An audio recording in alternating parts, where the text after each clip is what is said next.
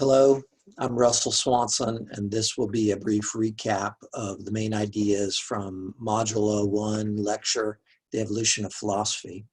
In that lecture, I tried to talk to you guys about ethics in the context of the tradition of philosophy, both of which seem to be about 2,500 years old. I tried to talk to you about the big questions of ethics, about how to have a good life, sort of dividing up into the questions of how to get the most out of life and later how to be a good person. I do think those questions, by the way, are interrelated, but I'd love it if you could try to separate them at first for us to think about them a little bit more deeply. But I put that tradition of dealing with the question of how to have a good life within the larger tradition of philosophy, which is the love of wisdom, the philia sophia, which is a kind of a friendship-based love of wisdom. And then I tried to develop for you a larger evolutionary context for the emergence of philosophy 2,500 years ago in the axial age revolution of culture by talking to you about our humanity, about us as Homo sapiens, the wise, upright walking apes that have been around for hundreds of thousands of years. And I challenged you to think a little bit about the tension between calling ourselves wise, upright walking ape, wise human, and then doing the love of philosophy explicitly for maybe what is less than 1% of that human history. And not only is it still, so recent, it's really very rare. And I tried to maybe draw some attention to a sense for who we are as a creature, who we are as Homo sapiens. And I'm pulling, I'm taking a page out of the book of the great thinkers of the ancient age, and one of the really important mottos of Greek philosophy, which involves know thyself. And of course, that can work at the personal level, but I think it also works meaningfully at the level of know what kind of creature you are. I think we often, in our age, which emphasizes so much about individuality, which has certainly its upsides and attractive features, I think sometimes that causes us to perhaps not consider how much of what we do is just related to the kind of creature that we are. We're all human beings here. We're all genetically and structurally very, very similar. And for that reason, I think that there can be a wisdom about what it means to live a good life. And if we develop a philia sophia, kind of a community love of wisdom, then we can swap notes on life and we can maybe figure out what is a wise position to take on a good human life in the moment in which we're living. And we can combine that, with an idea of what it means to be a good person in the moment in which we're living. And there are no final answers to these questions. And that's in some sense why they are philosophical questions. And for me, some of that is because, you're always having to recalibrate your answers in the midst of the new circumstances of existence.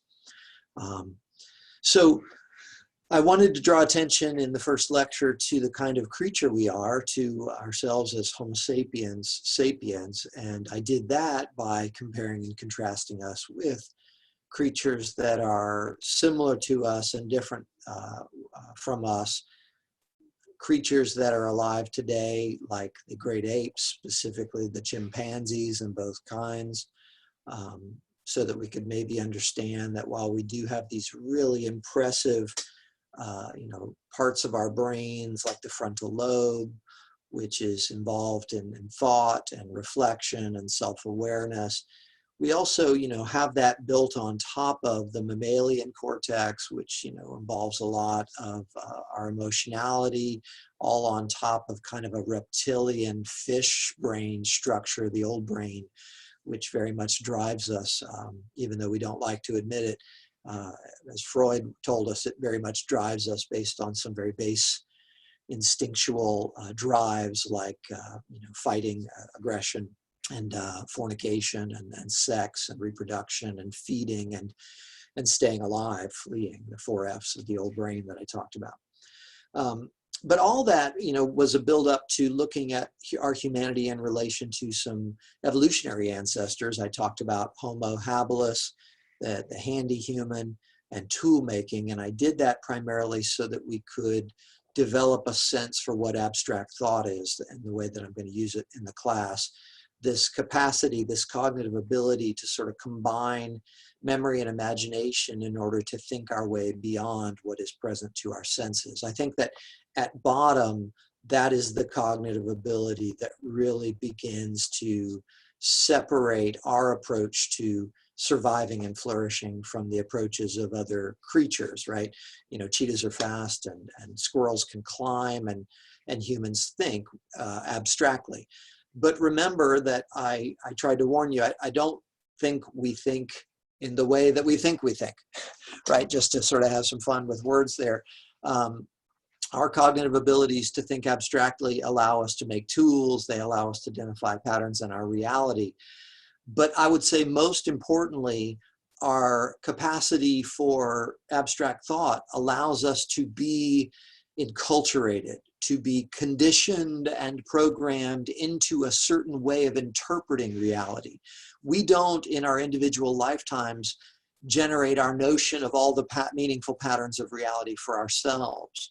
We inherit through enculturation a kind of a narrative, if you will. Think of the work of the Israeli historian and scholar Yuval Harari. There's a link to that in our Canvas page as an extra credit opportunity if you'd like. He and I are very much on the same page on this, that we live through a kind of a story of our lives. And that includes a sense for ourselves and a sense of what the world is and how we should go about trying to have successful lives in this world and how we should be good to one another. All that, you know, we have a tremendous amount of sort of background assumptions about. And that's via our enculturation, both sort of indirectly through the behavior that we see in the people around us, and that's huge, and directly in terms of the lessons that we were taught as we were growing up, long before we could think for ourselves.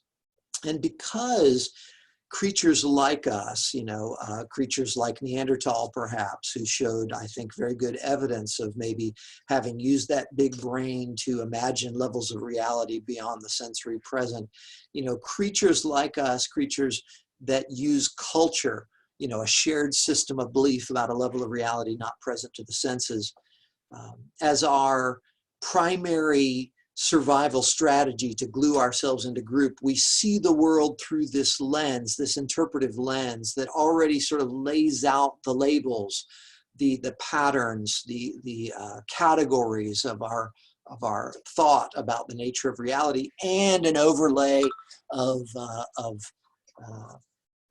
judgments and evaluations about what is good and what is bad and what is right and what is wrong, what is virtuous and what is vicious and what is meaningful and what is not. All these labels also sort of are built into that narrative structure that I'm calling culture.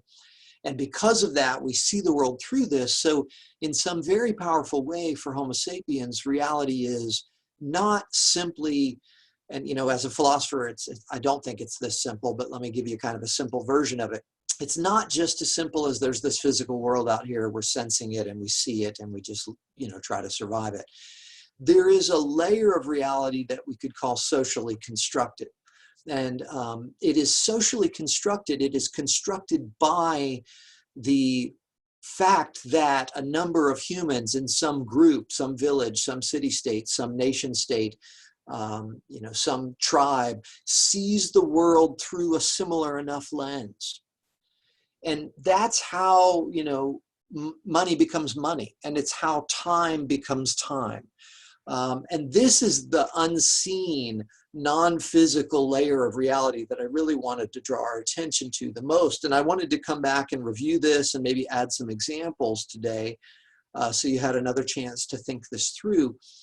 It's not just about afterlives and sort of big metaphysical speculations. It's not just about sort of cultural institutions like money and time, calendar time and clock time. It's much more present right here, right now. I mean, in some sense, right, all I'm doing is I'm making sounds, right? Like all I'm doing is making sounds and sort of moving my hands around. And you're processing these compressed waves of energy that are striking your your eardrums, and they're sending electronic signals to your brain, and at something like the speed of electricity, or a radio wave, some, miraculous sort of speed, you're immediately interpreting the sounds, which are the only things that are physically real right now, into meanings.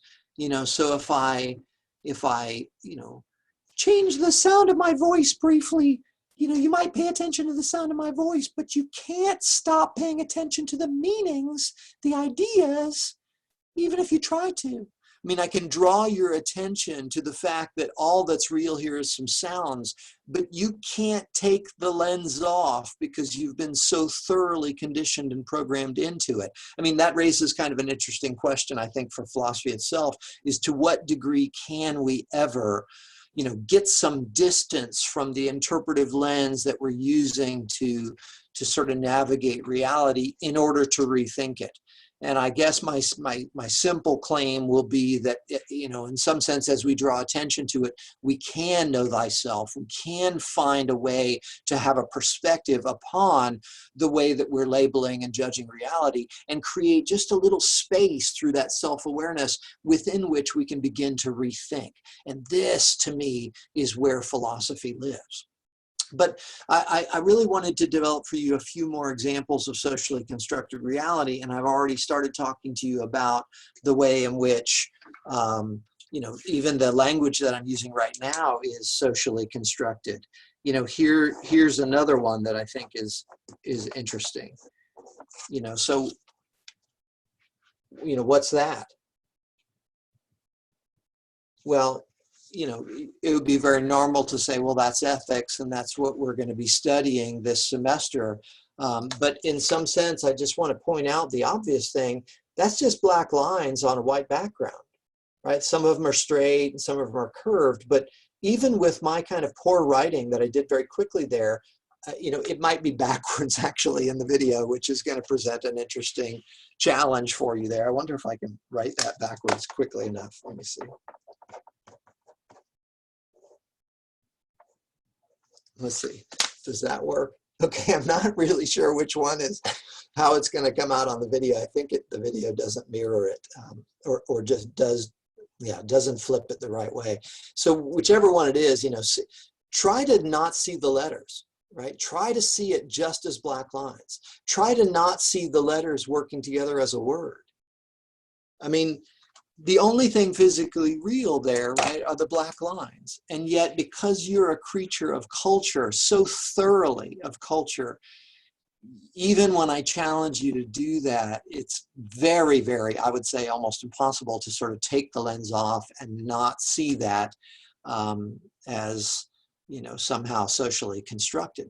But it's not just language, right? That would be enough, time, money, language. It's not just that. In some sense, think about gender, think about race as constructions. There's some sense in which phenotypically we look differently, but there's no genetic markers for race. In the sort of contemporary debate, there are some interesting questions about, whether or not certain populations of people get certain diseases more readily, right, and respond to certain treatments more readily. So there is some kind of sense for a reality of what we might call in genetics populations. But our traditional notion of race is not that. It's much less clear what we really mean by race. It is, I would say, a social construction. It's a social construction that has, had incredible impact. Have we had our first ever, Black president? Many people would say, yes, we have. And, if Barack Obama identified as Black or African-American, then I respect that. I think we have to self-identify, right, these days in terms of our racial sort of categories when we fill out our forms. But, one thing that's just not talked about a lot is I think Barack Obama's father was sort of very dark skinned, very kind of brown, right? His mother was more sort of light colored and maybe a little bit more sort of pinkish brown like me, you know, and maybe I self-identify as Caucasian or white. Not that that I think says anything significant at all about me, but it does say something significant about the way in which I get treated in society because people see race through the lens. Right? And so it's incredibly meaningful. And in many respects, we say we've had the first Black president. You know, we've had our first mixed race president. We're all, let me be clear, I think we're all a bunch of genetic mutts by this time, right? We all are Africans. We all are cousins. You know, that's the leading, you know, genetic theory, the sort of mitochondrial Eve theory. You go back far enough, we are all interrelated, and in some sense we are all mutts, and there's no purity to racial categories at all, and it's really always been a sort of a myth and a construction, but one with incredible consequences, and most of them really, really negative, I would say. You know, I don't want to say all of them negative because maybe there's some sense in which somebody takes a racial identity and sort of, especially one that's been marginalized, and sort of learns how to celebrate that as a way to sort of counteract marginalization in society. I think that can be meaningful and powerful and important. But my point, right, is that race, I think, is socially constructed, and we say we've had our first Black president, unfortunately, probably because we've got this long history of constructing race in the United States, which in many ways is this incredible, you know, society of moral progress in many respects, but we started off with racialized slavery, and we started off with this cultural idea of the one drop rule, right? So we've seen this tendency to say, well, if you've got any Black in you, you're all Black, right? And so if Barack Obama is again, to use this kind of really, I think, kind of strange language to me, because none of us is Black and none of us is white, right? Like if we're just talking about what's available to our senses, of course, in terms of the social constructions, we get treated as if we are, you know, African American, European American. I don't even know what the proper correlate of that is, but in some sense, you know, we've had a mixed race president who we've called Black, maybe because we've got this long history of this deeply, deeply embedded assumption that needs to be challenged, and that is that there's some racial purity in whiteness, which is just not true.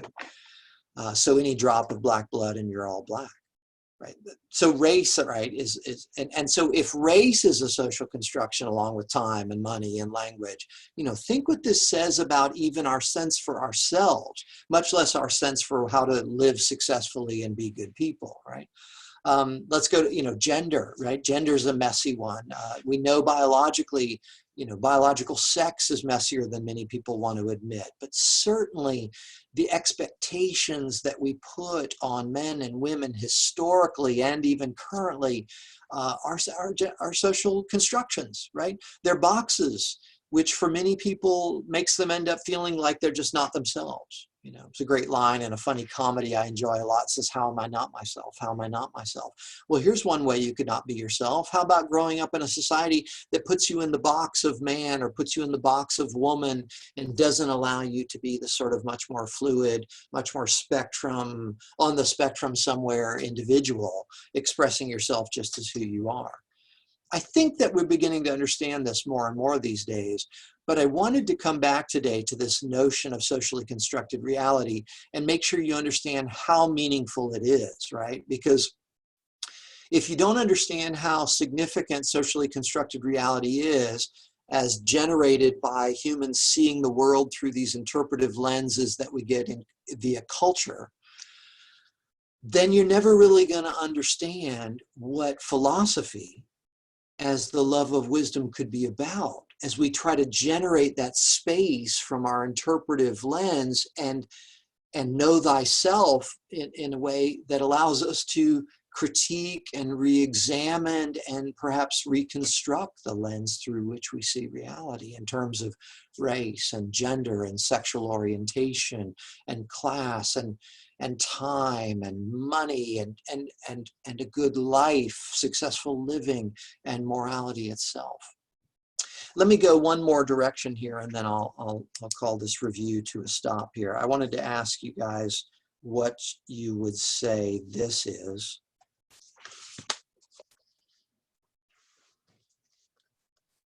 Okay, did anybody say it's a peace sign? You know, I've got a long streak of going back over a decade of every time I draw that on the board and I ask the question, somebody says peace sign. Okay, it's not a peace sign, right? Like if it had one more line right there, it would be a peace sign. Maybe, you know, it's okay. You weren't alive during the Vietnam War protests. You know, maybe you haven't seen a lot of peace signs lately. That's in some ways unfortunate, right? But, you know, what was I going for if not a peace sign? Well, it's tough because it's out of context. So maybe, you know, you'll think, well, it's a pie chart of sorts. I was going for the Mercedes-Benz logo, but because it's not in chrome on the front of a vehicle, right, coming at you at high speed, you know, looking really good, it's harder to identify. But let me again draw your attention to something. It's just black lines on a white background, right?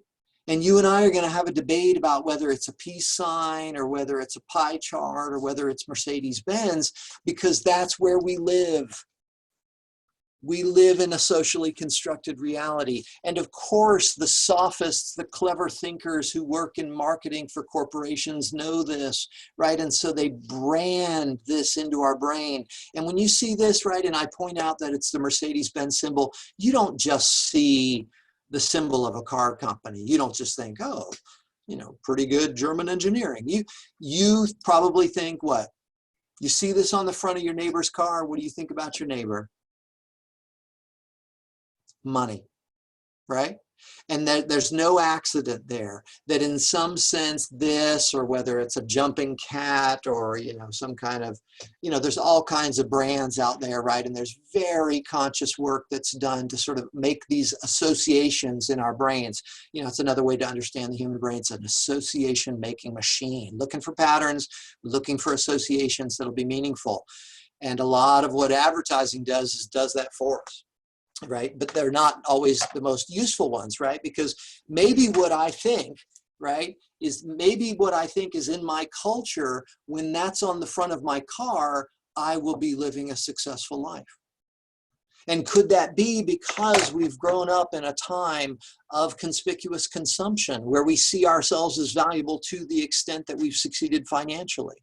And there's nothing wrong with succeeding financially, but there's something wrong with being programmed into thinking that you must succeed financially, or maybe more damaging, that even, you know, no matter what degree you succeed financially, you need to go into debt to put that on the front of your car in order to send the signals out that you're succeeding financially. That's where this becomes, I think, really sort of insidious, a little bit more of a dark use of people's awareness of how our minds work and how culture works and how socially constructed reality works on the part of some, but not on the part of many. And so if we're not sort of philosophically awakened, maybe we don't have the chance to critique the conditioning and the programming we've received that connects our identities and our sense of a good life to financial success.